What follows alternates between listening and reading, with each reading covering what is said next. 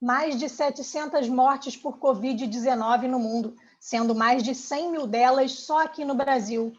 Lidar com a morte nesse momento de isolamento social deve ser mais difícil ainda. Os números impressionam. E para falar sobre o processo de luto, eu converso hoje aqui no debate virtual com Tom Almeida, do Movimento Infinito, e com Érica Palatino, do Instituto Entrelaços e também psicóloga. Bem-vindos, obrigada por aceitarem o nosso convite aqui na TV Alerj. Vamos começar então com as mulheres. Eu queria primeiro que vocês me respondessem, explicassem o que é o projeto de vocês, como que surgiu essa ideia e como que ele funciona. Bom, eu sou psicóloga clínica, formada há quase 18 anos e há mais de 10 anos que eu me dedico exclusivamente ao cuidado de pessoas enlutadas. Tenho aí uma experiência hospitalar importante, trabalhando sempre com as questões que envolvem final de vida, perdas e luto. E aí, em 2012, aqui no Rio de Janeiro, eu criei, em sociedade com uma amiga psicóloga, o Instituto Entrelaços de Psicologia, que é esse espaço que se dedica à educação continuada para a formação de pessoas que querem entender um pouco mais o manejo e a intervenção de luto e assistência emocional para pessoas que vivem situações de perda e rompimento de vínculo. Então, o Entrelaços é esse espaço aqui no Rio, que a gente tem também uma clínica social que oferece cuidado a pessoas que também perdem de forma muito traumática e dramática por violência urbana, suicídio, e sempre questões que envolvem aí a perda e o luto. Seria, então, atendimento clínico e corporativo que vocês trabalham, é isso? Sim, a gente tem um braço no Entrelaços que é corporativo, que também faz suporte de emergência e incidentes críticos, enfim, que aí é alguma coisa bem específica de perdas extremamente traumáticas dentro da corporação. Agora, o atendimento de vocês, ele é gratuito, Érica? Como que funciona isso? Não, a gente tem a clínica, um instituto que oferece atendimento privado, mas a gente também tem um ambulatório, que é um ambulatório de intervenções e suporte ao luto, que funciona na Santa Casa de Misericórdia e alguns dias na semana aqui na nossa sede, que oferece atendimento social gratuito ou de valores bem baixos para poder oferecer também suporte à população. Então, como é que surgiu o Movimento Infinito? Fala para a gente o que é também esse movimento. Claro, o movimento surgiu a partir das minhas experiências pessoais. Ao contrário da nossa colega da Érica, eu não tenho uma formação, eu não sou psicólogo, eu trabalho com comunicação, então eu venho trazer a voz assim do familiar nesse processo todo. Então eu tive 3 mortes seguidas em 3 anos, então eu perdi minha mãe, um primo, irmão, e depois o meu pai. E eu fui entendendo o quanto que falar sobre a morte, entendendo o tamanho do tabu que era essa conversa, e quanto que era necessária, quanto que era importante falar sobre isso. E conforme eu fui tendo as minhas experiências das perdas, eu fui criando espaço, que eu falo, para que a morte acontecesse. Porque ela é inevitável, ela iria acontecer, mas as conversas e tudo isso que eu fui evoluindo no processo, eu fui alterando esse processo, tanto para as pessoas que se foram, quanto para quem estava vivendo o processo. E não foi um pensamento assim, vou criar este movimento, foi um chamado. Assim, de repente eu estava totalmente tomado e envolvido com isso. Eu acho que eu trouxe, através de criando o Movimento Infinito, que a gente promove espaços para ter conversas sinceras sobre viver e morrer. Porque o morrer é tudo isso, A gente está vivendo e morrendo a todo momento. Então, como é que a gente cria espaços? E essa conversa, a morte é um grande tabu. E a morte muitas vezes é indigesta, a gente foge dessa conversa. Então, o Movimento Infinito, a gente promove diferentes formas de falar sobre isso, em diferentes lugares. Então, a gente tem o Cine Clube da Morte, que é um evento que a gente faz desde 2017, onde a gente assiste um filme e depois tem um debate com a plateia. Antes a gente fazia no cinema físico, agora também faz esses debates virtuais, a gente assiste um filme no Netflix, por exemplo, e depois conversa com as pessoas. Eu tenho um projeto que é um projeto americano que eu trouxe para cá, que chama A Morte no Jantar. A gente promove jantares para falar sobre a morte, uma discussão, olhar para dentro sobre a finitude. Eu tenho o Festival Infinito, que é um festival que a gente se reúne uma semana com diferentes palestrantes internacionais, arte, cultura, sempre embaixo dessa plataforma, desse guarda-chuva que é falar sobre a finitude. E a gente também lançou agora, no período da pandemia, um sarau infinito, que a gente também traz conversas virtuais sobre isso. E uma coisa que eu acho que está sendo muito importante para esse momento e urgente, a gente criou um guia, um manual de rituais de despedida, por causa desse momento, né, que as pessoas não estão podendo participar das cerimônias de despedida, participar dos velórios e tudo mais, e com essa invasão virtual na nossa vida, que agora virou parte da nossa vida, como ajudar as pessoas a criar os seus rituais e fazer com que os rituais sejam extremamente personalizados. Então, a gente tem aprendido muito e criando muitas conexões. Então, o infinito... E hoje eu sou um estudante de luto, porque, na verdade, eu fui entendendo que eu precisava mais de formação. Então, hoje eu faço um curso de especialização em luto também. Tá? Então, fora a minha experiência pessoal, eu estou trazendo mais conteúdo para esse processo. Você já exemplificou aí que agora, nesse momento de pandemia, vocês estão trabalhando com filmes pela Netflix, né? Também inseriram um sarau dentro do movimento, mas eu queria que você destrinchasse para a gente um pouquinho desses eventos todos, né? De cineclube, essa questão toda que vocês trabalham, de festival, como é que tem sido nesse período de pandemia, como é que vocês estão desenvolvendo esse trabalho? Eu acho que para o movimento, esse momento está sendo muito importante. Primeiro, assim, a gente aumentou o número de pessoas que participam do evento, assim, muito. Tipo, vou falar número de seguidores, ou mesmo participantes do Brasil inteiro. Então, é incrível. Sempre quando eu faço um evento, eu gosto de brincar com as pessoas, né? Comecem a escrever de onde vocês estão. Então, tem gente assim de várias cidades no interior do Nordeste, ou uma pessoa nos Estados Unidos, uma pessoa na Espanha, na Itália. Então, isso tem sido muito rico, de abrir esse espaço virtual para a inclusão de gente de todos os lugares. Então, isso tem sido, acho que a melhor parte disso tudo, de incluir, de trazer as pessoas para isso tudo.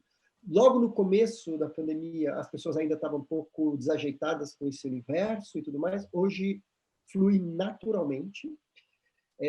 Uma coisa que a gente tem ganho é a intimidade, assim, tá lá 1 hora e meia, mas as pessoas estão realmente presentes. Independente de a gente não estar presente fisicamente, como as conversas elas são importantes, são caras para essas pessoas que estão participando, as pessoas ficam muito presentes.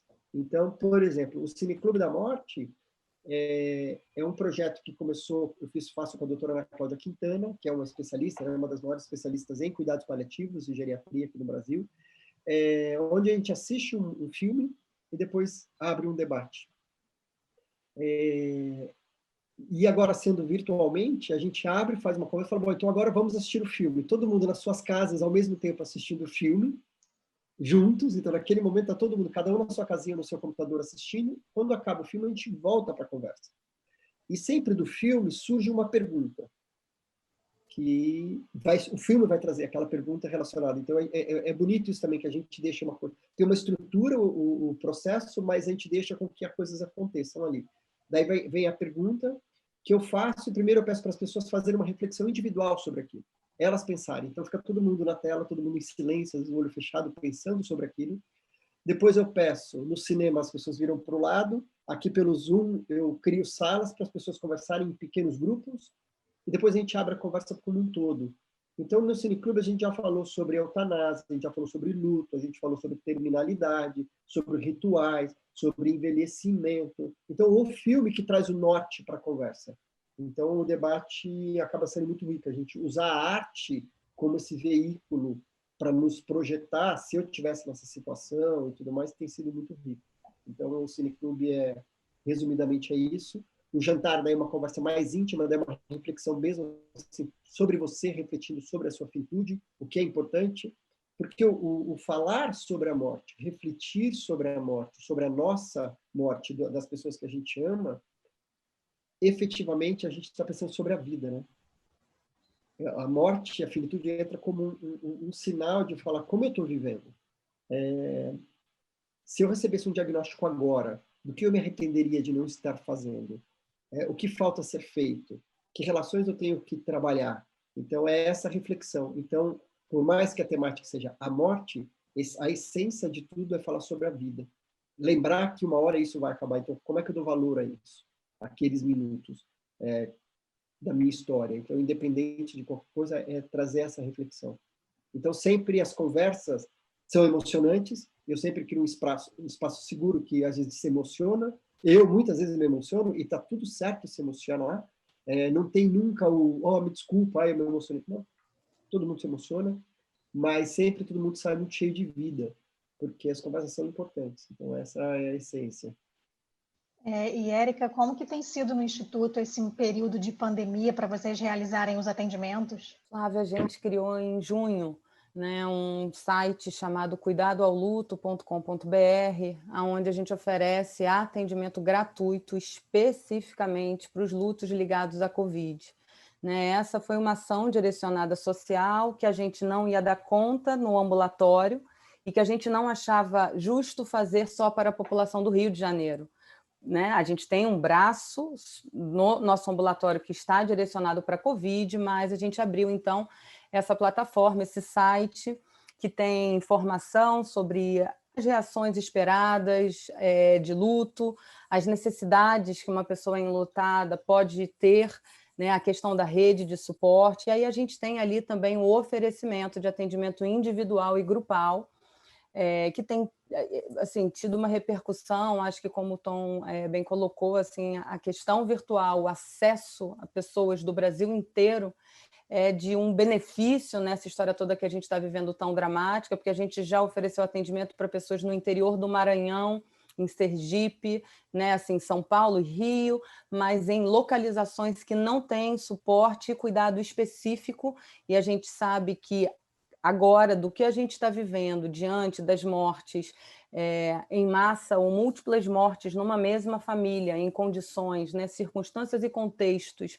onde essas mortes estão acontecendo, com ausência dos familiares, né, no processo de cuidado, com alteração da ritualização de final de vida, a gente entende que o suporte precoce é o que a gente tem de facilitador para as delicadezas do luto quando elas complicam. Então, hoje a gente abriu esse site em junho, a gente já ofereceu 97 atendimentos, né, individuais, 6 grupos de apoio, né, com avaliação para processo de luto, tudo gratuito, né? A gente tem uma plataforma que psicólogos que são especializados ou têm treinamento em situações que envolvem luto e perda podem se cadastrar.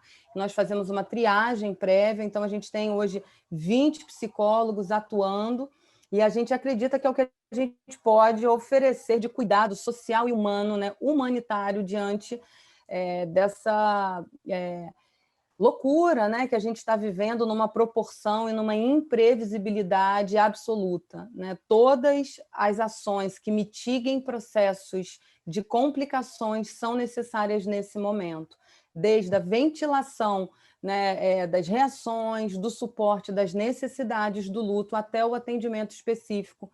Então, eu acho legal a gente estar aqui porque é como se fosse uma linha do tempo, né, da intervenção primária e secundária do luto, tão importante que são essas ações sociais, de comunicação, de informação cuidadosa, ética, que o Tom faz, até a ponta de uma complexidade ou da especialidade para a gente avaliar precocemente pessoas, enfim, que têm já comorbidades psíquicas, né, ausência de rede de suporte, e as mortes que a gente sabe que acontecem às vezes em casa, na ida ao hospital, enfim, coisas bem delicadas que a Covid, né, está apresentando na nossa realidade. O nosso tempo passa bem rápido, eu vou ter que interromper o bate-papo só um minutinho para a gente ir para o intervalo, mas a gente vai seguir falando sobre esse processo de perda e não sai daí não que a gente volta já já.